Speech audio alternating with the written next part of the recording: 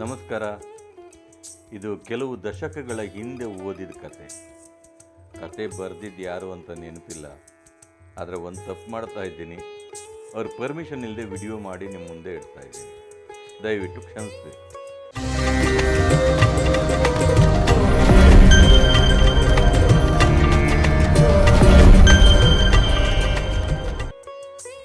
ಕತೆ ಏನಂದರೆ, ಒಂದು ಆಸ್ಪತ್ರೆಯಲ್ಲಿ ಒಂದು ಸಪ್ರೇಟ್ ವಾರ್ಡ್ ಇರುತ್ತೆ.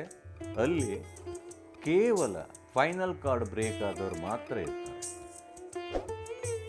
ಅವರಿಗಾಗಿ ಇರುವಂಥ ವಾರ್ಡ್ ಅದು. ಆ ವಾರ್ಡಲ್ಲಿ ಒಂದು ಮೂಲೆಯಲ್ಲಿ ಒಂದು ಕಿಟಕಿ ಹತ್ರ ಒಬ್ಬ ಪೇಷಂಟ್ ಇರ್ತಾನೆ. ಇಲ್ಲಿ ಹೇಗಂದರೆ, ಫೈನಲ್ ಕಾರ್ಡ್ ಬ್ರೇಕ್ ಆದವ್ರಿಗೆ ಕೆಲವರಿಗೆ ಆ ಕಡೆ ಈ ಕಡೆ ಕತ್ತು ಆಡ್ಸೋಕ್ಕಾಗಲ್ಲ, ಕಣ್ಣು ಮಾತ್ರ ಆಡಿಸ್ಬೋದು. ಕೆಲವ್ರು ಕತ್ತಾಡ್ತಾರೆ, ಆ ಕಡೆ ಈ ಕಡೆ ತಿರುಗಿ ನೋಡ್ತಾರೆ. ಇವ್ರು ಸ್ವಲ್ಪ ನೋಡೋ ಸ್ಥಿತಿಯಲ್ಲಿದ್ದರು. ಯಾರು ಕಿಟಕಿ ಹತ್ರ ಮಲಗಿದ್ರು. ಅವ್ರ ಪಕ್ಕದ ಬೆಡ್ಡಲ್ಲಿ ಇನ್ನೊಬ್ಬರು, ಅವ್ರಿಗೆ ಇವ್ರಿಗೂ ತುಂಬ ಮಾತಾಡಿ ಮಾತಾಡಿ ಪರಿಚಯ ಆಗಿಬಿಟ್ಟಿತ್ತು. ಆಮೇಲೆ ಇವ್ರು ಏನಾದರೂ ಕೇಳಿದ್ರೆ ಅವ್ರು ಹೇಳೋರು. ಇವ್ರು ಯಾವಾಗಲೂ ಕೇಳೋದೇನೆಂದರೆ, ಅಲ್ಲಿ ಕಿಟಕಿ ಇದೆಯಲ್ಲ, ಕಿಟಕಿ ಹೊರಗಡೆ ಏನು ಕಾಣ್ತಾ ಇದೆ ನಿಮಗೆ ಅಂತ. ಈ ಮೂರನೇ ಬೆಡ್ಡಲ್ಲಿರೋರು ಅವ್ರು ಸ್ವಲ್ಪ ಹಾಗೆ ಕಿಟಕಿಯಲ್ಲಿ ಹೊರಗಡೆ ತಲೆ ಹಾಕಿ ಕೇಳೋರು.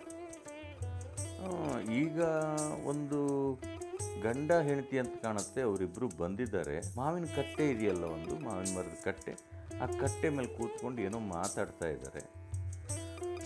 ಹೊರಗಡೆಯಿಂದ ಅಂದರೆ ಆ ಕಡೆ ಅಡ್ಡ ಇದೆಯಲ್ಲ ಗೋಡೆ, ಆ ಗೋಡೆ ಹೊರಗಡೆಯಿಂದ ಯಾರೋ ಬಂದರು. ಅವ್ರ ಕಡೆಯವರು ಅಂತ ಕಾಣುತ್ತೆ.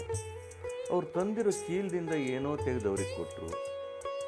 ಇವರು ಮಾತಾಡಿದ್ರು. ಅವರು ಅದನ್ನು ತೊಗೊಂಡು ಹೋದ್ಮೇಲೆ ಇನ್ಯಾರೋ ಇವ್ರನ್ನ ಕರೆದ್ರು ಅಂತ ಕಾಣುತ್ತೆ.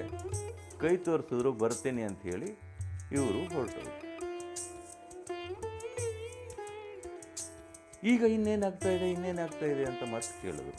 ಈಗ ಒಂದು ಹುಡುಗಿ ಬರ್ತಾ ಇದ್ದಾರೆ.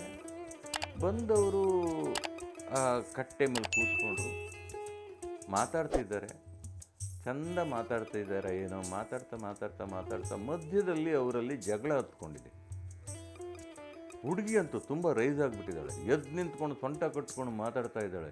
ಏನೋ ಬೈತಾ ಇದ್ದಾಳೆ ಅವನಿಗೆ. ಅವನು ಹೆದರ್ಕೊಂಡು ಮರದ ಹಿಂದೆ ಹೋಗಿ ಔದ್ಕೊಂಡ್ಬಿಟ್ಟ ಅವನು. ಅಂದರೆ ಬೇರೆಯವರೆಲ್ಲ ನೋಡ್ತಾರಲ್ಲ ಅಂತ. ಆದರೂ ಬಿಡಲಿಲ್ಲ ಅವಳು. ಹಿಂದೆ ಹೋಗಿ ಅವನ ಕೈ ಹಿಡ್ಕೊಂಡು ಹೇಳ್ಕೊಂಡು ಬಂದು ಏನೋ ಸಮಾಧಾನ ಮಾಡಿದ್ಲು. ಬಹುಶಃ ಪ್ರೀತಿಯಲ್ಲಿ ಇದೆಲ್ಲ ಮಾಮೂಲಿ ಆಗೋದೇ ಅಲ್ವಾ. ಸಮಾಧಾನ ಮಾಡಲು ಇಬ್ಬರು ಕೂತ್ಕೊಂಡು ಮತ್ತೆ ಮಾತಾಡಿದ್ರು. ಆಮೇಲೆ ಇಬ್ಬರು ಕೈ ಹಿಡ್ಕೊಂಡು ಹೊರಟರು. ಅವ್ರ ಜಗಳ ಕ್ಷಣಿಕವಾಗಿತ್ತು. ಮತ್ತು ಸ್ವಲ್ಪ ಹೊತ್ತಾದಮೇಲೆ ಮತ್ತೆ ಕೇಳ್ದ, ತುಂಬ ಬೇಜಾರಾಗ್ತಾಯಿದೆ ನೋಡ್ರಿ, ಕಿಟಕಿ ಹತ್ರ ಯಾರು ಬರ್ತಾ ಇದ್ದಾರೆ ಅಂತ. ಸೊ ಈಗ ನೋಡಿದ್ರೆ ಒಂದು ಮುದುಕಿ ಬರ್ತಾ ಇದ್ದಾರೆ. ಮುದುಕನಿಗೆ ಸರಿಯಾಗಿ ನಡೆಯೋಕ್ಕಾಗಲ್ಲ. ಹೆಂಡತಿ ಅವನಿಗೆ ಆಶ್ರಯ ಕೊಟ್ಟಿದ್ದಾಳೆ, ಹಿಡ್ಕೊಂಡು ಬರ್ತಾ ಇದ್ದಾಳೆ. ಆ ಮುದುಕನ ಕಾಲು ತುಂಬ ಏಟಾಗಿರಬೇಕು. ಒಂದು ಕಾಲಲ್ಲಿ ನಡೆಯೋಕ್ಕಾಗಲ್ಲ. ಕುಂಟ್ಕೊಂಡು ಬರ್ತಾ ಇದ್ದಾರೆ. ಬಂದು ಅಲ್ಲೇ ಅದೇ ಮಾವಿನ ಕಟ್ಟೆ ಮೇಲೆ ಕೂತ್ಕೊಂಡ್ರು. ಹೆಂಡತಿ ಅವನ ಕಾಲನ್ನು ನೀತಾ ಇದ್ದಾಳೆ. ಬಹುಶಃ ಅಲ್ಲಿಂದ ಅವರು OPDಗೆ ಹೋಗೋಕ್ಕೆ ಬಂದಿರಬೇಕು. ಯಾರಾದರೂ ಅವ್ರ ಕಡೆಯವರು ಬರ್ತಾ ಇದ್ದಾರೆ ಏನೋ, ಕಾಯ್ತಾ ಇದ್ದಾರೆ. ಎಂಥ ಸಂಬಂಧ ಅಲ್ವೇನ್ರಿ ಅದು. ಗಂಡ ಹೆಂಡತಿ ಅಷ್ಟು ವಯಸ್ಸಾದರೂ ಆ ಹೆಂಡತಿ ಗಂಡನನ್ನು ಅಷ್ಟು ಚೆನ್ನಾಗಿ ನೋಡ್ಕೋತಾಳೆ ಅಂದರೆ, ಅದೇ ಈ ಕಾಲದ ಮಕ್ಕಳು ತಂದೆ ತಾಯಿನ ಹಾಗೆ ನೋಡಿಕೊಂಡ್ರೆ ಎಷ್ಟು ಚೆನ್ನಾಗಿರೋದಲ್ವ. ಹೋಗಲಿ ಬಿಡಿ, ಅದು ಅವರವರು ಹಣೆ ಬರ. ಅದು ಒಳ್ಳೆಯ ಮಕ್ಕಳು, ಒಳ್ಳೆಯ ಹೆಂಡತಿ, ಒಳ್ಳೆಯ ಗಂಡ ಸಿಗೋದೆಲ್ಲ.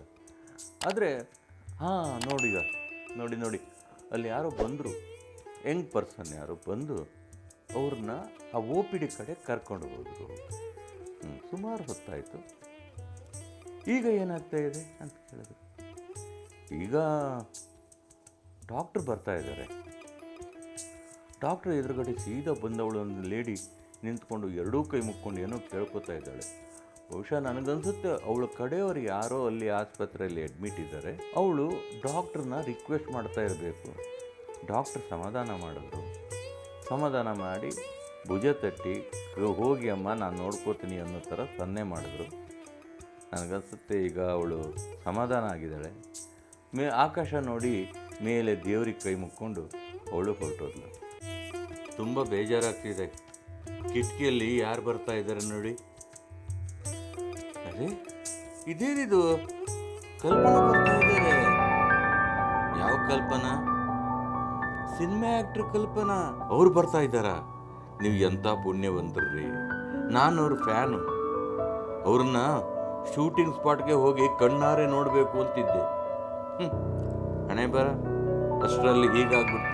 ಹೇಗೆ ಕಾಣ್ತಾರೆ? ಸಿನಿಮಾದಲ್ಲಿ ಇದ್ದಾಗೆ ಇದ್ದಾರೆ, ಚೆನ್ನಾಗಿ ಕಾಣ್ತಾರೆ. ಅದೇ ಬಟ್ಟಲು ಕಣ್ಣುಗಳಲ್ವಾ, ಅವ್ರ ಕಣ್ಣುಗಳು ತುಂಬಾ ಚಂದ. ಕಣ್ಣು ಹಾಗಿಲ್ವೇ? ನನಗೆ ಕ್ಯಾಟ್ರಕ್ ಇರೋದ್ರಿಂದ ಕಣ್ಣು ಸರಿಯಾಗಿ ಕಾಣ್ತಾ ಇಲ್ಲ. ಸಾರಿ ರೀ. ಅವ್ರ ಕಲ್ಪನಾ ಅಲ್ಲ, ಕಲ್ಪನಾ ಹಾಗೆ ಕಂಡ್ರು. ಇವರು ಅವ್ರ ಥರನೇ ಇದ್ದಾರೆ. ಅವ್ರು ನಮ್ಮ ವಾರ್ಡಿಗೆ ವಿಸಿಟಿಗೆ ಬರ್ತಾರೆ, ಕಣ್ಣು ತುಂಬಿಸ್ಕೋಬೋದು ಅಂದ್ಕೊಂಡಿದ್ದೆ. ನಸೀಬ್ ಬಿ ಕೋಟ, ನೋಟ್ ಬಿ ಕೋಟ. ಹೋಗ್ಲಿ ಬಿಡಿ, ಏನು ಮಾಡೋಕ್ಕಾಗುತ್ತೆ. ರಂಜನೆ ಅಂದರೆ ಅದು ಒಂದೇ. ಆವಾಗ ಟಿ ವಿ ಇರಲಿಲ್ಲ ಬಿಡಿ. ಈಗಾದರೆ ಟಿ ವಿ ಹಾಕಿ ಕೊಡ್ತಾರೆ ವಾರ್ಡಲ್ಲಿ, ಸ್ವಲ್ಪ ನೋಡ್ತಾರೆ. ಟಿ ವಿ ಇಲ್ಲದೆ ಇದ್ದ ಕಾಲದಲ್ಲಿ. ಇನ್ನು ಒಳಗಡೆನೇ ಒಂದು ಆಸೆ, ಈ 3ನೇ ಬೆಡ್ ಅವನಿಗೆ. ನಾನು ಆ ಬೆಡ್ಡಲ್ಲಿ ಮಲ್ಕೊಂಡ್ರೆ ಅಲ್ಲಿ ಬಂದಿದ್ದು ಹೋಗಿದ್ದೆಲ್ಲ ನಾನು ನೋಡ್ಬೋದಲ್ಲ ಅಂತ. ಈ ಮಧ್ಯದಲ್ಲಿ ಒಂದು ಸುದ್ದಿ ಬಂತು. ಯಾರೋ ನರ್ಸು ಡಾಕ್ಟ್ರು ಮಾತಾಡೋದು ಕೇಳಿಸ್ಕೊಂಡ. ಅವನಿನ್ನೂ 2, 3, 4 ದಿವಸಕ್ಕಿಂತ ಜಾಸ್ತಿ ಬದುಕಲ್ಲ. ಆ ಕಿಟಕಿ ಪಕ್ಕದಲ್ಲಿದ್ದವನು ಸತ್ತೋಗ್ತಾನೆ ಅಂತ. ಇನ್ನು ಮೊದಲಿಗೆ ಬೇಸರ ಆದರೂ ಇವನು ಒಳಗಡೆ ಇನ್ನೊಂದು ಆಸೆ ಚಿಗುರ್ತದೆ. ಆ ಕಿಟಕಿ ಪಕ್ಕದಲ್ಲಿ ನಾನು ಮಲ್ಕೊಂಡ್ರೆ ಆ ಕಡೆದೆಲ್ಲ ನೋಡ್ಬೋದಲ್ಲ, ನಾನು ನೋಡಿ ಇವರಿಗೆಲ್ಲ ಮತ್ತಿದ್ದವರಿಗೆಲ್ಲ ಹೇಳ್ಬೋದಲ್ಲ ಅಂತ ಒಂದು ಆಸೆ ಬಂತು ಅವನಿಗೆ. ಆಸೆ ಬಂದು ಡಾಕ್ಟ್ರ್ ಹತ್ರ, ನರ್ಸ್ ಹತ್ರ, ಎಲ್ಲರ ಹತ್ರ ರಿಕ್ವೆಸ್ಟ್ ಮಾಡೋಕ್ಕೆ ಶುರು ಮಾಡಿದೆ. ಅವನು ಸಾಯ್ತಾನಂತ ಕೇಳ್ಪಟ್ಟೆ. ಅವ್ನು ಸತ್ತ ಮೇಲೆ ಆ ಬೆಡ್ಡಲ್ಲಿ ನನ್ನ ಮಲಗಿಸ್ಬಿಡಿ, ಇಲ್ಲಿಂದ ಶಿಫ್ಟ್ ಮಾಡಿ ಅಲ್ಲಿ ಮಲಗಿಸ್ಬಿಡಿ ಅಂತ. ಮೊದಲಿಗೆ ಒಪ್ಪದೇ ಇದ್ದರು. ಆದರೂ ತುಂಬ ಹಳೆಯ ರೋಗಿ, ಅದರಿಂದ ಒಪ್ಕೊಂಡ್ರು. ಆಯ್ತಪ್ಪ ನಿನ್ನ ಮಲಗಿಸ್ತೀವಿ ಅಂತ. ಆ ದಿನ ಬಂದೇ ಬಿಡ್ತು.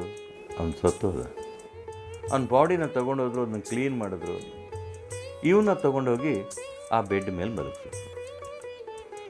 ಖುಷಿಯಾಗಿ ಆ ಬೆಡ್ ಮೇಲೆ ಮಲಗಿದವನು ಕಿಟಕಿಯಲ್ಲಿ ಆಚೆ ನೋಡ್ದ.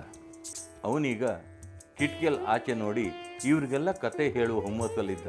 ಯಾರು ಬಂದರು, ಯಾರು ಹೋದರು ಅಂತ ಅವನು ನೋಡ್ದ. ಆದರೆ ಅಲ್ಲಿ ಮಾವಿನ ಕಟ್ಟೆನೂ ಇರಲಿಲ್ಲ, ಯಾರು ಬರೋದು ಹೋಗೋದು ಕಾಣ್ತಾ ಇರಲಿಲ್ಲ. ಕಾರಣ ಆ ಕಿಟಕಿಗೆ ಅಡ್ಡವಾಗಿ ಗೋಡೆ ಇತ್ತು. ಅಲ್ಲಿ ಮೊದಲು ಮಲಗ್ತಾ ಇದ್ದವನು ಆ ಗೋಡೆ ನೋಡಿ ಇವನು ಏನು ಕೇಳ್ತಾನೆ ಅದಕ್ಕೆಲ್ಲ ಕಲ್ಪಿಸ್ಕೊಂಡು ಒಂದೊಂದು ಕತೆ ಹೇಳ್ತಾ ಇದ್ದಾನೆ. ಅದರಿಂದ ಇವ್ರು ಖುಷಿ ಪಡ್ತಾಯಿದ್ರು, ಎಲ್ಲರೂ ಖುಷಿ ಪಡ್ತಾಯಿದ್ರು, ಇವನು ಖುಷಿ ಪಡ್ತಾ ಇದ್ದ.